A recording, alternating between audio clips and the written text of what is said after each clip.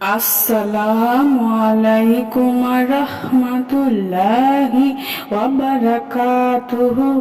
সুপ্রিয় সম্মানিত দর্শক ও শ্রোতা, আশা করি মহান রব্বুল আলামিনের দয়ায় আপনারা সকলেই ভালো আছেন।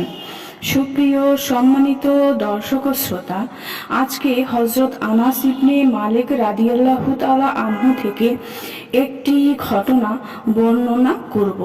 ঘটনার শিরোনাম হচ্ছে মৃতদের উদ্দেশ্যে।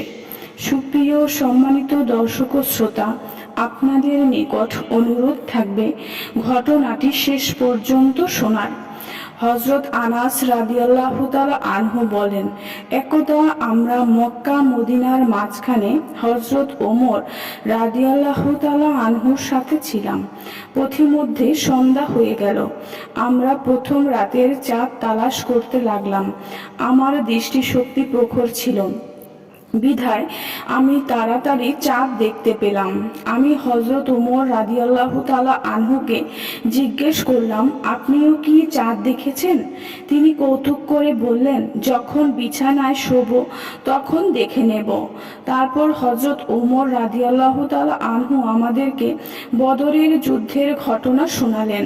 তিনি বললেন, বদর যুদ্ধের একদিন আগে আল্লাহর রাসূল সাল্লাল্লাহু আলাইহি ওয়াসাল্লাম আমাদের বললেন, আল্লাহ চান তো এটা হলো আমুকের মৃত্যুর জায়গা, আল্লাহ চান তো এটা হলো অমুকের ধ্বংসের জায়গা।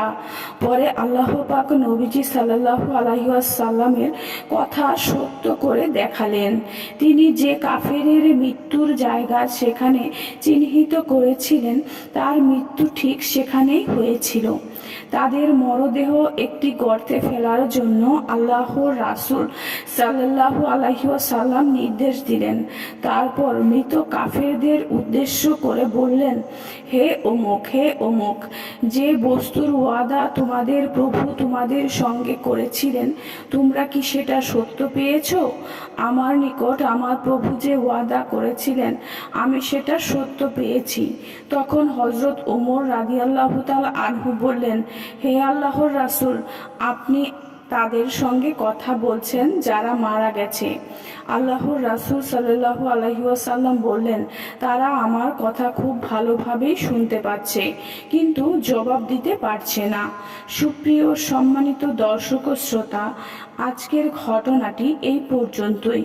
ঘটনাটি যদি ভালো লেগে থাকে অবশ্যই চ্যানেলটি সাবস্ক্রাইব করবেন, লাইক করবেন, কমেন্ট করবেন এবং বেশি বেশি শেয়ার করে দিবেন। সবাই ভালো থাকবেন। আল্লাহ হাফেজ।